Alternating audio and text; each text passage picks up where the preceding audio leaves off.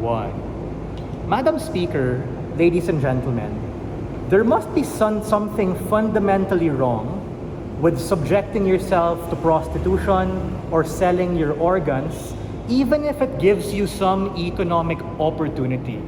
No matter how much the previous speaker wants to intuition pump and mech their way out of this modern day slavery, we think that is exactly the point in which the state can wash their hands clean, gaslight the poor people, and tell them, you are poor, you will continue to be poor because you did not exhaust the mechanisms that were given to you. We need to recognize that these IQ points are also a scarce resource and it's not distributed evenly. There are some people who have a higher IQ, you have some people who have a lower IQ, but I think we can probably intuition pump that on average, it's probably less by things that Opening already said in this debate, the things you eat, having access to opportunity, being able to learn things, etc., etc. The point in which these individuals who are the most marginalized are actually allowed to be able to do this in the guise of economic enfranchisement becomes the ultimate failure of the state when they actually subjugate these very individuals who are already receiving the short end of the stick at a vicious cycle to be locked off and be poorer. Because we have to understand, right? When they trade off and sell their IQ points, even if Opening government told us there's a floor, they're probably gonna exhaust that. That's why poor people go into fucking debt. That's why poor people gamble and smoke and do all of these vices, even though it's fucking bad for them and they have to save and invest and work hard. That is exactly where these individuals become further entrenched at the point in which these people are worse off. Later, I said via chat. What else did CG tell us, right?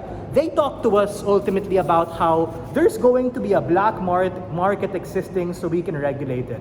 We think that's symmetric on both sides because the technology exists. Just because you're saying it's going to happen doesn't mean we have to regulate it. Because the point in which you regulate it, as what my partner says, becomes state-sponsored, state-subsidized, and state-supported discrimination, ladies and gentlemen, when these individuals are pushed to a point of desperation when they have to do that.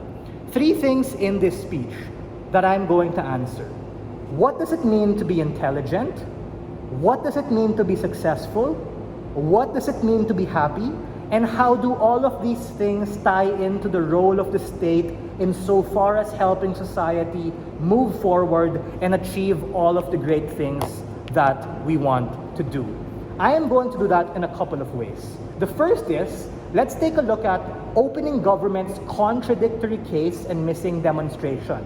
Look, I agree with OG, let's throw them a bone. They had a very valiant goal in this debate, which was the redistribution of opportunity and be able to have people who are skilled have a chance to share that skill. The problem, ladies and gentlemen, is that it's a zero-sum game. There's a trade-off. At the point in which you do sell some of your coconut points is a point in which you become dumber. Meaning, scholars and technocrats, in the guise of getting monetary capacity because they said the state doesn't give them an opportunity, leads to a drop in IQ points that makes, guess what? My professor fucking dumber, or the technocrat running the economy dumber and worse off. And that does pragmatic things like them making worse decisions in the long run and leading to like less research, less discovery, less innovation, and less publishing. Heck, ladies and gentlemen, don't get me started on our economists and politicians who don't have that high an EQ to begin with. Meaning, the impact that you get with Opening government's case is the biggest case of the Dunning-Kruger effect, wherein the dumbest of the dumb think they're most competent because they bought their way into getting these IQ points, and those people who are smart but lack the opportunity sell their points, get dumber, and now think they're less. It becomes the blind leading the blind, or the less IQ leading the less IQ, at the point at which it becomes a race to the bottom. And even if you have some people who have a high IQ, as what my partner said in his extension, it doesn't mean tangible output, because everyone in this debate agreed that just because you have IQ doesn't even mean you're smart. It doesn't even mean you'll be successful, because you have so many other things that actually lead to you getting to that success. But before that, I'll take one from OG if you have one, if not CG. Okay, CG, go ahead. what's the comparative opposition? Because you never respond to what happens in the world where the technology exists, where the incentives to still sell your IQ exist.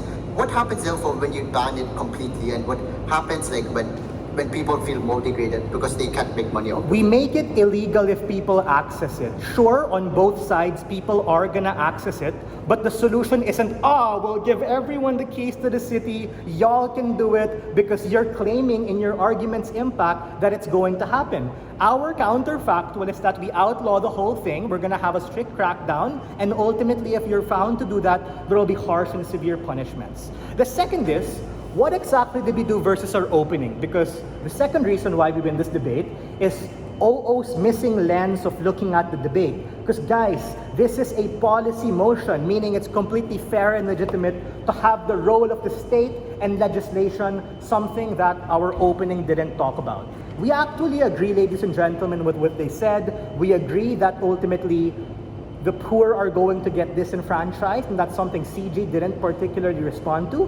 But more than that, ladies and gentlemen, is what should the state do as the most important actor to be able to help particular people? They have to do things like forward grants and subsidies, use their foreign direct investment and budgets responsibly, do things like be able to build proper infrastructure and not gaslight individuals and tell them, sell yourself short, literally, because that's a resource you have. The moment you commodify it is a point in which you put the human race at a point in which they take on so much risk, because now it becomes outcome dependent on you figuring it out by virtue of discovery still happening, or the state continuing to give a shit if they do it. But like I said in my pre-oration, it's more risky and less likely, and it leads to the state washing their hands clean when things go wrong, at the point in which my partner proved people get worse off. So for all of these reasons, we think it's a terrible idea, it's too risky, and we are very proud to oppose.